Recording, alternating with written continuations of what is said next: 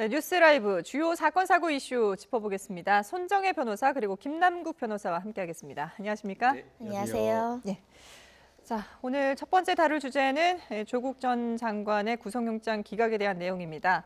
유재수 전 부산시 부시장에 대한 청와대 감찰을 무모한 혐의를 받고 있죠. 조국 전 법무부 장관의 구속영장 실질 심사가 어제 있었는데 영장이 기각됐습니다. 먼저 어제 심사를 받으러 나오는 조국 전 장관의 얘기부터 들어보겠습니다. 122일입니다. 첫 강제 수사 후에 122일째입니다. 그동안 가족 전체를 대상으로 하는 검찰의 끝이 없는 전방위적 수사를 견디고 견뎠습니다. 혹독한 시간이었습니다. 저는 검찰의 영장 신청 내용에 동의하지 못합니다. 오늘 법정에서 판사님께 소상히 말씀드리겠습니다. 철저히 법리에 기초한 판단이 있을 것이라고 희망하며 또 그렇게 믿습니다.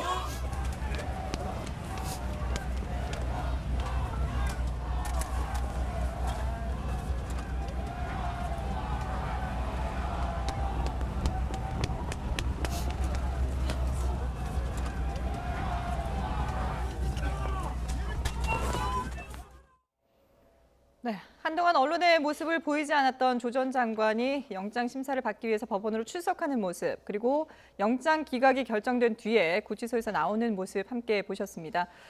검찰 조사를 받는 동안 이 유재수 씨와 관련된 사건에 대해서 검찰 조사를 받는 동안에도 상당히 적극적으로 입장을 표명한 것으로 전해지고 있는데 어제도 법원 앞에서 예상보다는 상당히 길게 얘기를 했습니다. 자신의 구속영장에 대해서 동의하지 못한다라고 했는데 법원도 기각을 했거든요. 그 배경 어떻게 봐야 될까요? 네, 중대한 어떤 범죄가 아니다라는 것이 결정적인 영장 기각의 좀 사유였던 것 같습니다. 네. 일반적으로 직권남용 범죄라고 하는 것 자체에 영장이 청구되는 경우가 많지가 않고 네. 또 만약에 직권남용죄로 영장이 청구되어서 영장이 발부가 되었다라고 한다면 대개는 그 경우는 직권남용죄뿐만 아니라 다른 여러 중대한 범죄와 연관되어 있는 경우가 많기 때문입니다. 그런데 지금 현재 조국 장관에 대한 영장이 청구된 범죄 사실을 보면 직권남용죄 딱 하나인데 네. 이 직권남용죄와 관련되어서 개인적 어떤 이익을 도모한 바 없다라고 한 이런 부분들이 예. 영장을 기각하는 데 굉장히 좀 중요한 부분이었다라고 생각이 들고요. 예. 또 지난해 2018년 4월경에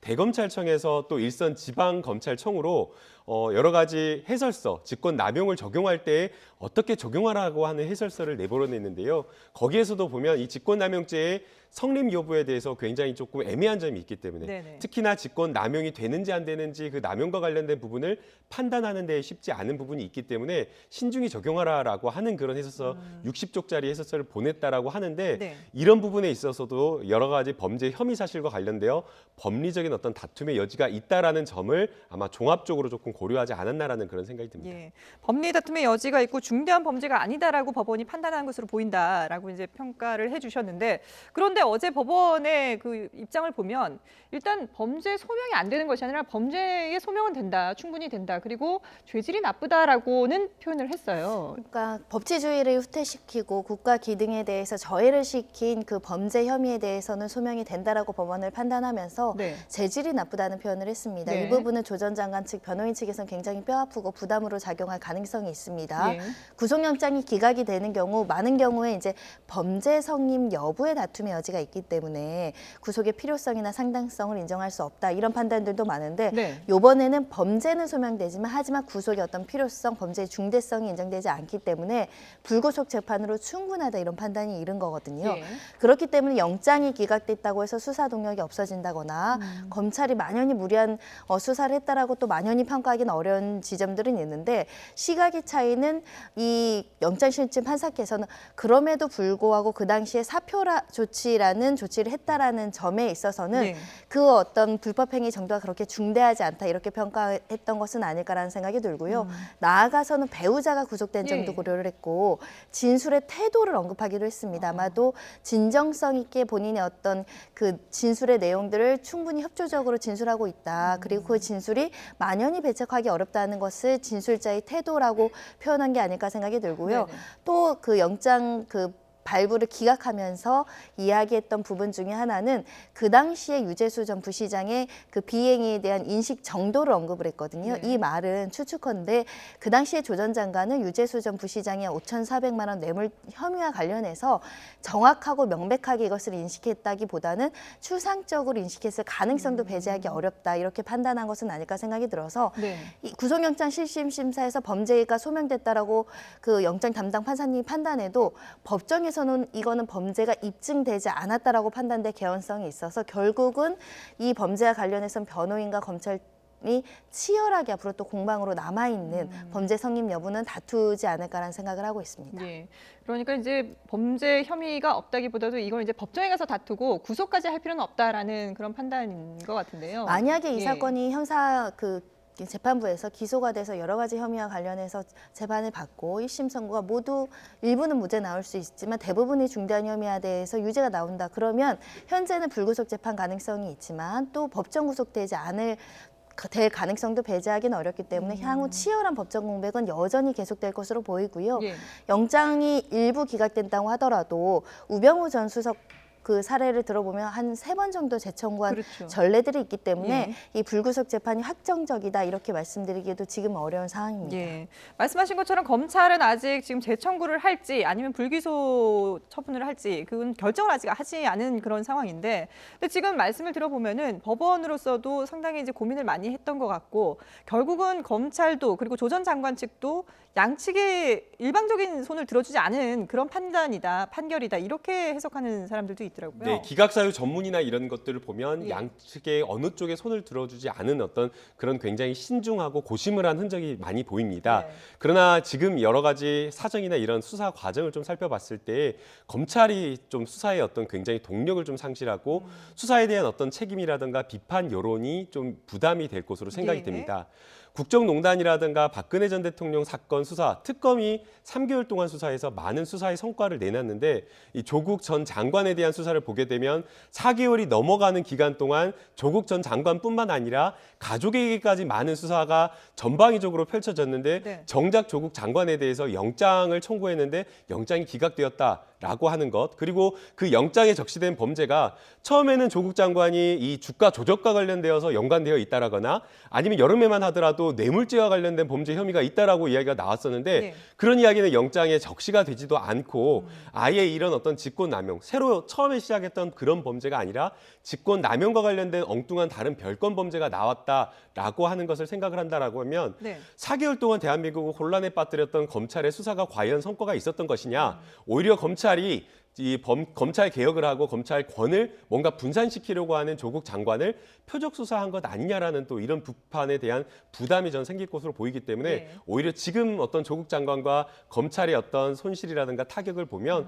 검찰이 지금 굉장히 조금 격앙된 반응이 나오는 그런 이유가 바로 이 부분에 있지 않나 생각이 듭니다. 그러면 이 지금 뭐 조 전 장관은 자신이 최종적으로 결정을 내렸고 최종적인 책임은 본인이 있다라고 하지만 검찰로서는 사실 조금 더 윗선까지도 들여다볼 생각을 하고 있었던 것 같은데 지금 이번에 구속영장이 기각이 되면서 그 수사 확대는 물 건너 갔다고 봐야 될까요? 네, 어떻게 쉽지 보세요? 않은 그런 상황이 된 것으로 보이는데요. 예. 지금 이제 과정에서 나온 게 친문 구명 운동이 있었다라고 이야기를 하면서 많은 청탁 전화가 있었다라는 그런 이야기들이 보도가 되었는데요. 네.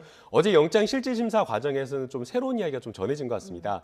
이 조국 장관 직접 본인이 전화 받은 바 없다. 오히려 백원우 비서관과 박형철 비서관을 통해서 전해 들은 것뿐이다라고 이야기를 하면서 네. 또 동시에 여기서 굉장히 중요한 이야기를 했는데 그러한 어떤 연락을 받은 것까지 모든 것들을 포함해서 의사결정을 하는 데 고려를 했다라고 이야기를 하고 있기 때문에 네. 의사결정 과정이 본인이 독단적으로 무엇인가를 선택하는 것이 아니라 재량권 범위 내에서 이 감찰 중단이 아닌 인사 조치와 관련된 부분을 조치했다라고 이야기를 하고 있기 때문에 직권남용이 아니다라는 그런 근거로 이야기를 하고 있는 것으로 보이고요. 네. 검찰은 여기에 수사를 더 나아가서 윗선이 있는 것 아니냐. 결국에는 구명운동과 관련되어서 전화를 했다라고 지금 혐의를 받고 있는 한병도 당시 전 정무수석이라든가 아니면은 김경수 경남지사 김경수 경남지사에 네. 대한 그런 어떤 혐의까지 이렇게 파악을 하고 있는 것으로 보이는데, 만약 그런 혐의가 입증이 되려고 한다면 그런 어떤 청탁 전화를 했을 때 뭐 돈을 받거나 이런 것들이 있어야 되는데 그런 이야기가 전혀 나오지 않고 있기 때문에 예. 해당 부분에까지 수사를 좀 확대하는 것은 좀 현재로서는 좀 무리라고 생각이 들고요. 예. 오히려 지금 조국 장관에 대한 그 전 장관에 대한 수사도 지금 불투명한 그런 상황이기 때문에 확대를 하는 것은 좀 현재로서는 쉽지 않다라고 봅니다. 그리고 이제 앞서 하나 좀 정정해야 네네. 되거나 좀 오해할 때 부분이 있는데, 처음에 이제 어제 기각이 되면서 죄질이 좋지 않다라는 그 표현이 있는 걸로 네네. 나왔는데, 실제 지금 영장이 기각 사유에 나온 그 표현 전문에는 죄질이 좋지 않다라는 그런 표현이 들어가 있지 않다라고 합니다. 범죄 혐의는 소명이 된다. 이 내용만 네. 들어있고 죄질이 나쁘다라는 그 표현은 없다라고 없다. 하고요. 이제 그 부분은 이제 이 기자들에게 문자가 먼저 빨리 전해지잖아요. 네네. 그래서 그 과정에서 좀 오해가 있었다라고 하고, 실제 들어가 있는 내용은 우리 사회의 근간인 법치주의를 후퇴시켰다. 그리고 뭐 국가 기능에 공정한 행사를 저해한 사정이 있다라는 이 표현을 아마 기자들이 죄질이 나쁘다라는 표현으로 이렇게 옮겨 쓰면서 잘못 인용된 것으로 보이는데, 네. 인용을 했다라고 하면 그 표현을 그대로 좀 쓰는 게 맞지 않나 생각이 예, 듭니다. 죄질이 나쁘다라는 직접적인 표현은 네, 없었다라는 없었다고 것으로. 합니다. 예. 자, 그런데 어쨌든 지금 보면은 일단 어제 구속영장이 기각이 되면서 검찰이 조금 더 부담을 안게 됐다라는 평가를 해주셨는데, 그렇다면은 검찰 입장에서는 그런데 또 이게 혐의가 완전히 소명이 되지 않는다, 뭐 이런 부분도 아니기 때문에 보강 수사를 해서 영장을 재청구를 할까요? 아니면은 그냥 불구속 기소로 입장 정리를 할까요? 제 추정컨대 지금 가족 일가에 대한 수사 결과를 오늘 서울중앙지검도 지금 발표를 한다라고 합니다. 만약에 재청구 가능성이 있다고 한다면 추가적인 범죄 사실을 그 합해서 영장 청구를 할 가능성도 배제하기는 어렵고요. 더군다나 보강한다는 측면에서는 그 당시 인식 정도가 좀 낮았던 거 아니냐, 이런 측면들을 이야기하고 있어서 그 부분에 대해서는 조금 보강해서 다시 청구해서 다시 심판받을 가능성은 현재로선 배제하기는 어렵다고 보입니다. 인식이 낮았다는 것은 그러니까 그 당시에 기위 사실을- 유죄수 전 비위 사실을 명백하게 뇌물로 인식했음에도 불구하고 네. 충분히 알 수 있었음에도 불구하고 만연히 감찰을 무마하는 형식으로 특감반원들에게 의무 없는 일을 강요하고 직권을 남용했는지, 예. 이 부분이 핵심적인 부분일 것인데, 현재까지 드러난 그 영장실질심사의 발언을 본다면 그 당시에 이제 청와대가 해명한 것처럼 강제 수사권이 없기 때문에 지금 유재수 전 부시장이 기소된 모든 혐의에 대한 증거를 민정수석실에서 확보하고 있진 않았다. 이런 취지의 주장이 일부 받아들여질 가능성이 있었거든요. 네네. 그 부분과 관련해서 새로운 증거가 있다라고 한다면 검찰이 재청구 가능성은 있습니다. 자, 그러면 지금 뭐 앞서 잠깐 언급을 하셨습니다만은 조 전 장관과 관련돼 있는 지금 뭐 수사들이 크게 이제 세 갈래로 꼽아볼 수 있는데, 가족 의혹과 관련해서는 오늘쯤 이제 그 수사 발표가 있을 것으로 예상이 됩니다. 어느 정도 선까지 내용이 발표가 될 수 있을까요? 네, 이제 어느 정도 선이냐라고 하는 것은 결국 정경심 교수의 공소장을 보고 이야기를 좀 할 수밖에 없다라고 네네. 생각이 드는데요. 이 정경심 교수의 공소장에 나와 있는 혐의 사실 중에서 조국 전 장관이 함께 공범으로 엮여 있다라고 기재가 된 그런 범죄 사실 정도일 것으로 예. 보입니다. 아마 WFM 주식과 관련된 부분을 취득하는 과정에서 조국 전 장관이 관여한 바가 있는지, 이것을 알고서 이 ATM기에서 5천만 원을 송금했는지, 이 부분이 하나가 있을 것으로 네. 보이고요. 그다음 이제 두 번째는 입시 비리와 관련되어서 이 서울대학교 인턴 증명서 발급 또는 그 여러 가지 뭐 표창장이라든가 이런 것들을 위조했다라고 검찰이 주장하고 있는데, 해당 부분에 조국 교수가 알고서 여기에 관여했는지 이런 부분일 것으로 생각이 되는데요. 네. 지금 현재로서는 아직 뚜렷하게 지금 검찰이 이야기를 하고 있지 않기 때문에 지금 오늘 이제 검찰의 수사 결과나 이런 것들을 좀 살펴봐야 된다고 생각이 들고요. 네. 아울러 이제 많은 분들이 다시 영장이 좀 청구될 것이냐라는 부분에 대해서 많은 질문을 하고 궁금증을 가지고 있는 것으로 보입니다. 아마도 이제 우병우 전 민정수석 같은 경우에는 첫 번째, 두 번째 영장이 기각되고 세 번째 이제 영장을 재청구해가지고 영장이 발부됐기 때문에 그러한 어떤 사례를 들면서 영장이 재청구될 가능성을 이제 평가를 하는 것으로 보이는데요. 네.